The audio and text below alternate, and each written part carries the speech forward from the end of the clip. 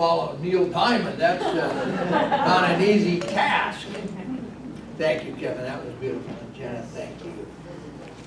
Well, good morning. Good morning. Welcome to the Alaska Center for Spiritual Living.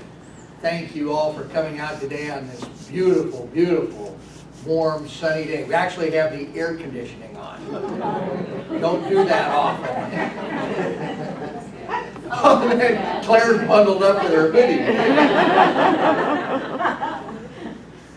And welcome to those of you watching on YouTube. Thank you for tuning in. If you're ever in our area on a Sunday, feel free to stop by. I'd love to have you as part of one of our services. I promise you that we will do our best to make you feel right at home. We got so many ways you're bound to like that. Yeah. It's good to be back. Missed a couple Sundays. Was out in western Alaska trout fishing. And that's the best year I've had in memory. It was, some years there's a lot of fish, and some years there's big fish. This year there were a lot of big fish. And they were all taking tiny dry flies. It was a great trip. One evening in the lodge, I was talking with one of the lodge keepers, and she said, "Well, Don, tell me, what do you do when you're not out here fly fishing?" And I said, "Well, I'm a minister." And she said, "No, really, seriously." Why is it that people find that hard to believe? But I said, "No, I really am." And she said, "Well, what kind of church do you belong to? What do you do? What denomination are you?" And so I said, "Well, we're part of a thing called the Centers for Spiritual Living, and I'm the senior minister at the Alaska Center for Spiritual Living." She said, "Really? What's the Center for Spiritual Living?" And then came the ringer. "What do you believe?" Oh boy. You know, we have shrunk our foundations class. It used to be 13 weeks. And we simplified it. Now it's 10 weeks. And 3 hours a night. And if you're a good student, you do all your reading and write your papers and do the other stuff. You probably put in another 3 hours a week. So you're putting in about 6 hours a week for 10 weeks, 60 hours.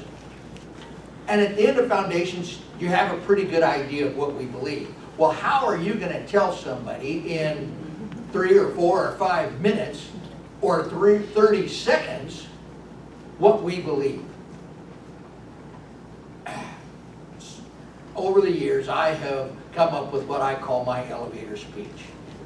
And so I launched into my elevator speech, and I told her, well, we believe in God. We believe that there is indeed a power in the universe, one infinite power. This power is all-powerful, it is all-knowing, and it is everywhere and every time present.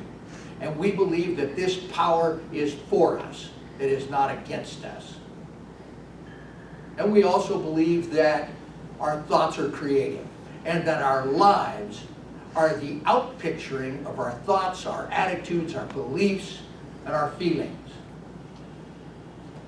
And she looked at me for a bit and she said, "That's amazing. That sounds great. How do I learn more about this? How do I get engaged?"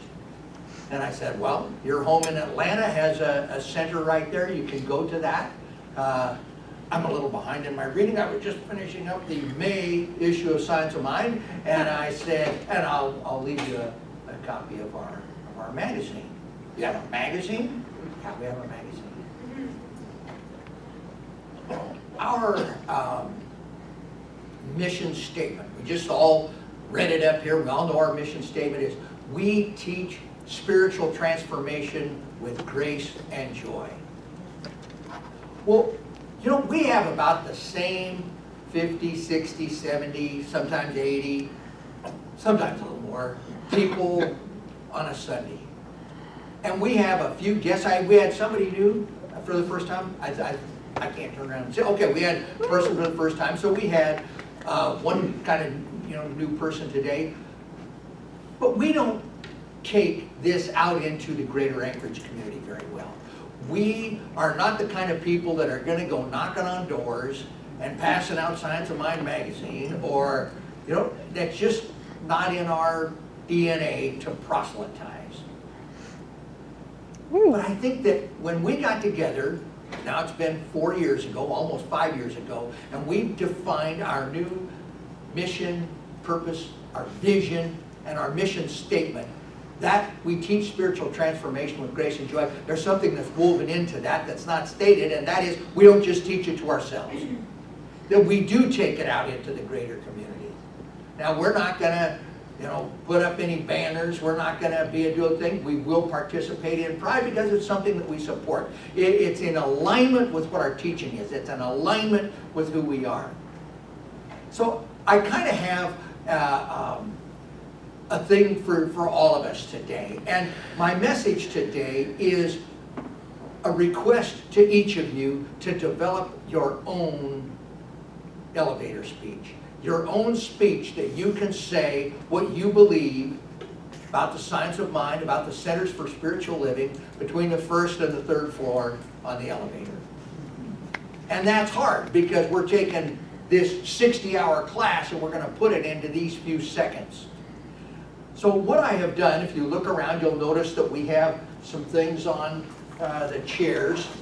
And some chairs have both, some have one, some have none. But we've got one thing, and it's on the top of it, it says, what we believe. And the other thing that is out on the chairs is viewpoints about the science of mind and spirit concerning certain traditional beliefs. And I'm going to ask each of you to develop an elevator speech so that when you hit in that moment and somebody says, oh, where do you go to church? Oh, I go to the Center for Spiritual Living. And then comes that question, what do you believe? That you're going to have something at hand and you can say. Doesn't have to be rehearsed. It doesn't have to be practiced. It doesn't have to be polished, but it has to be yours. One of the tenets of what we believe is we don't have a dogma. We don't have something that requires you to memorize or to say this is what I believe or what we are. But we don't try to teach you what to think. All we can do or hope is to teach you how to think, how to look at things a little bit differently in your life.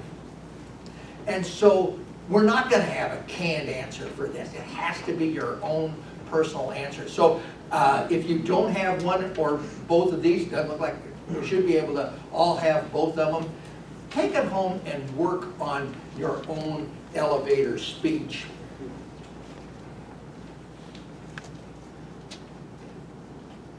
And now I have a confession, and I may have confessed before, I don't know. I know I've told this story before, but I don't think it was on a Sunday. So I'm going to preface this with a story, of course. And this is a true story, and I don't remember the gentleman's name, but he was a famous umpire in Major League Baseball. And he was well known, everybody knew this umpire, did a great job, and he retired. And at this big retirement thing, there was a guy interviewing him for Baseball Today, and they asked him at this meeting if, have you ever blown a call? Just got it wrong. And he said, well, there have probably been a few, he says, but there was a memorable one several years ago. And he talked about, it was late in the season, it was a critical game, the two teams were like tied, and the winner was going to be able to go on to the playoffs, and it was late in the game, the score's tied, wow, it's a height of, drama and everything, and a guy hits a single in the gap, and he's trying to stretch it into a double, and he's running, he's going, and he comes in. This guy's the umpire at second base. The runner comes in, he dives into the base, and the second baseman gets the cutoff throw, gets down, and clearly tags him out. But what this guy did is he said, "You're out!" Well, the runner stood up and looked at him. The second baseman looked up and stood at him, and is he? What is he? Is he out or is he safe? And so he looked around and he said, listen guys, you know he's out, I know he's out, the runner knows he's out, but there's 42,000 people out there that all think he's safe.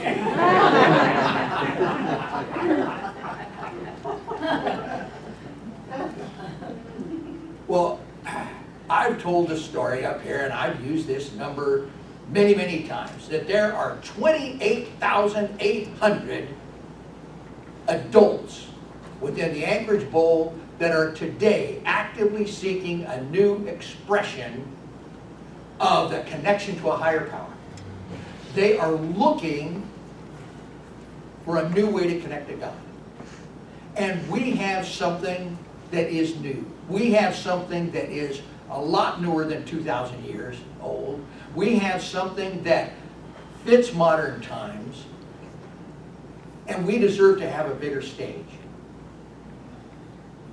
My confession is that I said 28,800, and I didn't state that right. I forgot to apply one of the last matrix to this thing. The way I came up with this number is I took the last Barna study that was done. I took the information that Barna has. They study the behavior of religion in the United States of America. They've got more data than you can sift through. And I overlaid that on the latest Pew research, which was 2008. That's over, a decade old now, but it's the best we've got. And I think the demographics are probably similar. So I used Anchorage's demographics on the Pew research to come up with the number of what would be our available audience, if you will, our target market. And you start whittling them away, and I left out the last thing, and I think what I left out were the C and E's. No, that's not a group of people. That's the C and E. That's the Christmas and Easter. And in many churches, they have a whole bunch, and within the trade, I'll give you a secret, they call them the C and E's. And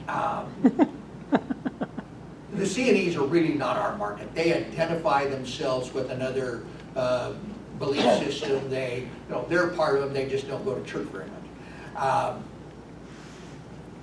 When you take that number and back all the way, the real number is 22,000. But that's a huge number. That's the number of adults that are actively seeking that new connection with God. And I think it behooves us, for us to step out and connect with those 22,000. The studies that have been done, and I've seen the anecdotal information here in this center absolutely proven. The best way to get people into a center, best way to spread our philosophy is word of mouth. We can do Facebook, we can do all the social media, we can advertise in the paper, we could get signs, we could do all kinds of things, and none of those are as effective as you. Inviting people that you know and like. And a critical part of that is having that elevator speech. Because the question will come, well, what do you believe?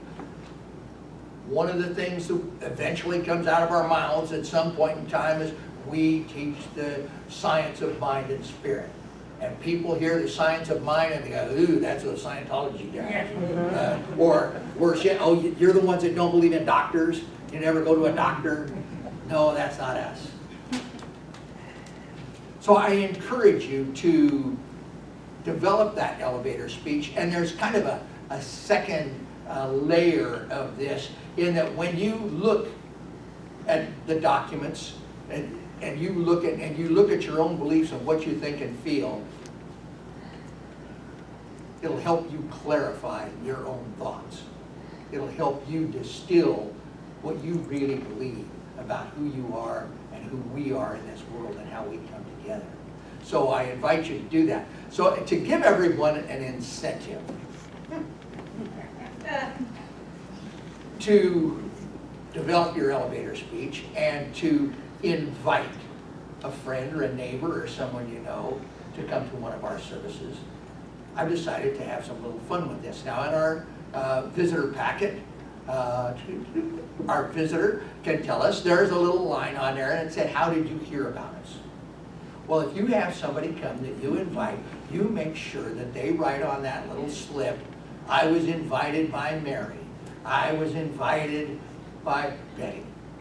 And put that in the collection plate when it goes around, and we'll catch it in the office. And for everybody that does that, we'll put Mary or Betty's name in the hat, and at our quarterly meeting, we'll have a little drawing, and we'll give $50 to. So the more people you invite and that you put on there, the greater your chances of getting $50. So our new guest, I didn't get your name? Linda. Linda, if you would just fill on there, invited by Reverend Don.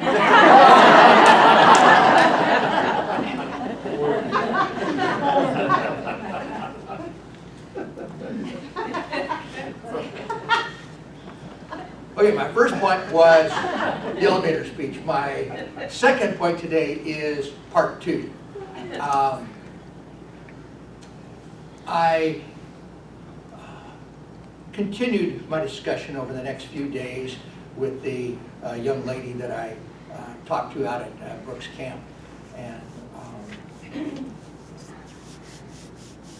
one evening I asked her, I said, well, what do you do during the winter? And I said that and her eyes kind of missed it up. And she said, I don't know what I'm going to do this year. And I said, what's going on? And she said, I can't go back to my job. Why not? She said, I had a seizure. She works with children, specifically young kids. I had the impression, I don't remember. She worked in a daycare. And I think in a higher capacity. I believe she had a degree in early childhood development. And because she had this seizure, they wouldn't let her work with the kids anymore. And she was heartbroken. And she said, why me? And so that's the title of my talk today, is why me? That's a hard question for a lot of us. And we always run into this question in foundations class, is why do bad things happen to good people? Why does this sometimes come up and smack us in the head? You know, why would it be that you're there minding your own business and you got a playful, happy pup that's running around, just running by and happens to clip you and bang, down you go and shatter your leg? Why me? You're out at a beautiful fishing lodge, out in the middle of the Alaska wilderness and it's everything. All of a sudden you get a pinched nerve in your C5 and can't even raise your arm. That's what happened to Ann.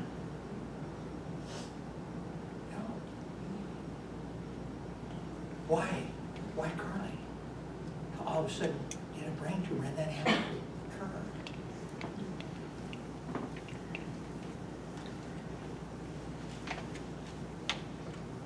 This is another one of those things that we have to uncover and discover on our own, for our own selves. But I'll share with you my viewpoint on it. And I think there are kind of two things going on. One is we have a limited perspective. We are only looking at it from our finite point of view, when there could be something much greater going on. Things that we don't see or know yet. And I think of the number of times that things that seemed horrible, yet actually ended up in the long run being quite beneficial. I don't, think that Gene woke up one morning and said, you know, I think I'd like it if Tebow had come and knocked me on my can and shatter my leg. She didn't set that into motion. But if we go on this philosophy, we say we believe that our thoughts are creative, and we believe that our lives are this outpicturing, then how did that get there? I don't think Ann woke up and said, oh, I'd like to have a pinched nerve in my C5.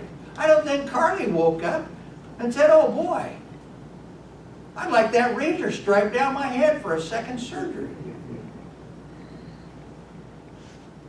But from that limited perspective that we think they may look to be bad things now, they may look to be horrible, but when we put ourselves in a position to receive the greatest that the universe has for us, then things can happen for us that are wonderful. I think that when we put ourselves in that position and we accept all that is, the universe cares a lot more about our growth than it does our comfort. And so sometimes we have some growing pains. And I forgot where I am in this talk. I don't know.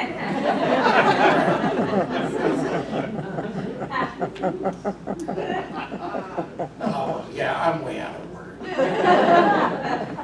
It's perfect. Perfect. Claudia Abbott, she writes in a magazine. This is from November 2013. Wrote, "It is easy to get caught up in the ain't it awful syndrome, but it is our responsibility to recognize a greater truth. Humanity always evolves forward. This does not mean that we deny these situations that need our attention, but as we continue to do everything we can to make the world a better place, we also rest in the awareness that life is good and we are so blessed."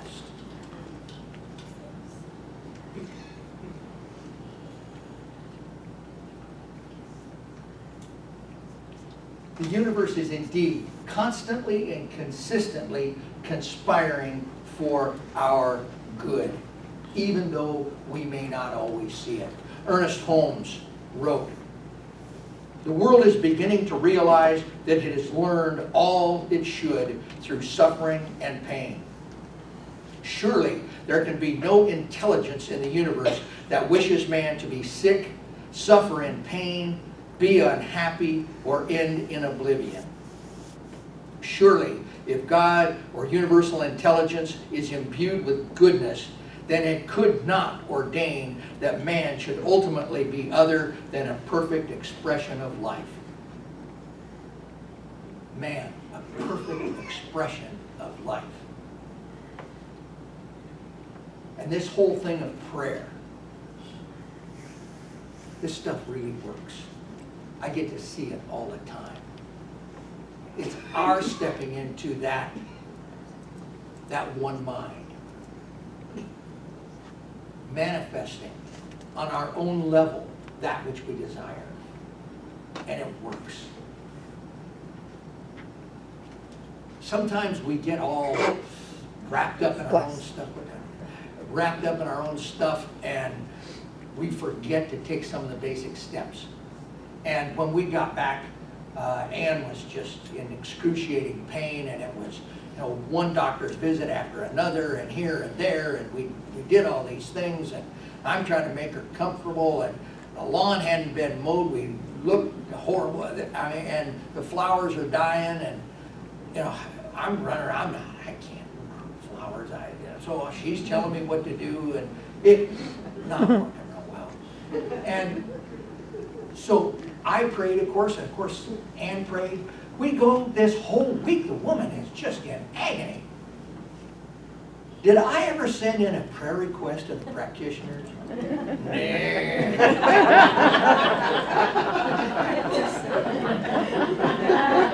Finally, somebody on my behalf did, and so a prayer request came out for Ann, and the very next morning, she was able to get into OPA. They did a look at her. They didn't have to do the MRI, which strapped into the tube, gave her claustrophobia, and they didn't have to do any of that. They looked in, And that's where the doctor discovered the pinched nerve at C5. This prayer stuff really works.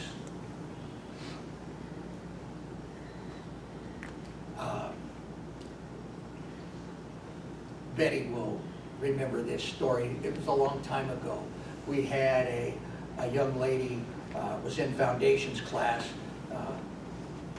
and it came to the part where we talked about prayer, spiritual mind treatment, and frankly, I think she was more than a little skeptical. You got me kidding. This stuff really work? So somehow our instructor, Reverend Guy, convinced her to go for this for a week, to treat for this for a week, and to pray on it, to write affirmations, to stick to it. And so she did. And for a week she did it. The next week she came back to class and she said, I am amazed. Her issue was that no parking. She worked at Providence. It was before the additional garages. No place to park. I mean, you drive around for half an hour and you're still in the North 40. You know, it's no place to park.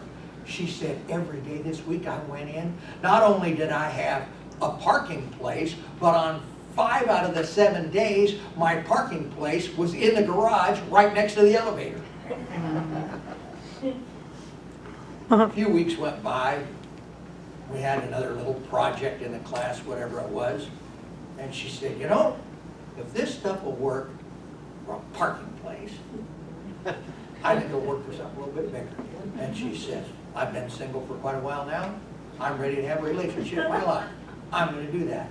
Before the end of the 13 weeks, she reported she'd met a guy and they were friends and were dating. And within a year they were married. And they're still married.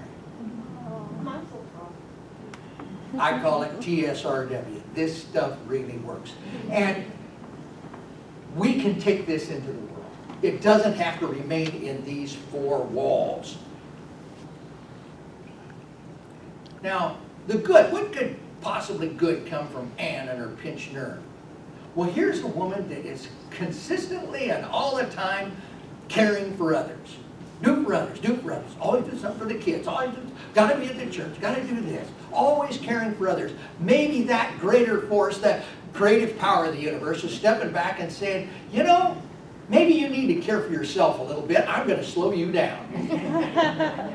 Speaking of slowing down, we got a lady that is always on the go. Go, go, go, go, go. And the universe is stepping up and saying, Gene, I think it's time for you to slow down. And she didn't follow instructions, so the universe slowed her down. Thanks to Tebow. And for my friend out at Brooks, maybe a whole new opportunity is waiting for her. Who knows? Maybe there's an opportunity for her to do something far greater in early childhood development. Something more than she could have ever dreamed of working with the kids.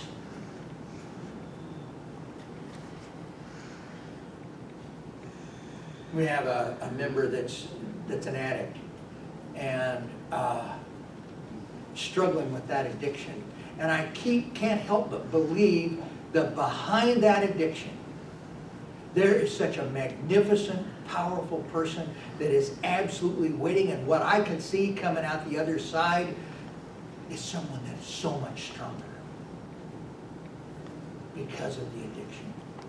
It's no fun right now, but it is.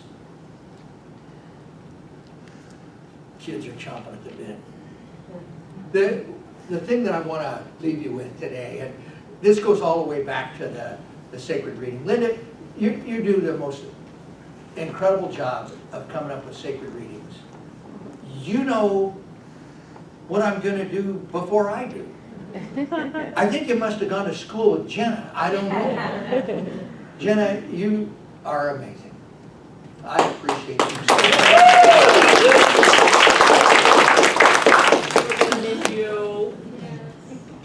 She knows amazing things is my favorite song. What you didn't know is I went through a whole Neil Diamond phase. Okay, Takeaway, Ron Fox, June 2015, the sacred reading. I'm sure that all of us have felt broken at one time or another. Life can wear us down. But there is something within us that transcends our human experiences, something that goes beyond what our ego labels as good, bad, and failure. It is that divine presence that is ever with us. If we have lived a life filled with the pain of loss or abuse, we can come to believe that that is all there is and all that can ever be. But the fact is, no matter what we've experienced, we can rise above it. We can choose to believe in our brokenness or in our wholeness. Every moment of our life, we have a choice. That is how the universe works. Perhaps Ralph Waldo Emerson said it best. "'Tis not in the high stars alone, nor in the cups of budding flowers, nor in the redbreast mellow tone, nor in the bow that shines in showers, but in the mud and the scum of things, there, always, always, something sings." And so it is with the awareness of that infinite power within each and every one of us at every moment that I invite my colleagues, the practitioners, to hold our congregation in love. And to simply know that that divine presence is within each and every one of us, is within each and every situation at every moment. And that when we can get our bloated nothingness out of the way and allow that divine current to flow, wonderful things are bound to happen. That we can transcend all of these earthly problems that we have. We are greater than the addiction. We are greater than dependency. We are greater than lack and limitation. But most of all, we are beings of love. And so every interaction we have, every seemingly disagreement, everything that appears to be different, when we scrape away the overburden, what lies beneath is the very love of God. The love that is at the center of each and every one of us. And so we can just give thanks. We can give thanks for all of the abundance and prosperity in the world. We can give thanks for the health that is our natural birthright. We can give thanks for freedom. And so it is with that gratitude, we can just let things go, let them be, and allow the divine current to flow. We let it go, we let it be, and so it is. And so it is.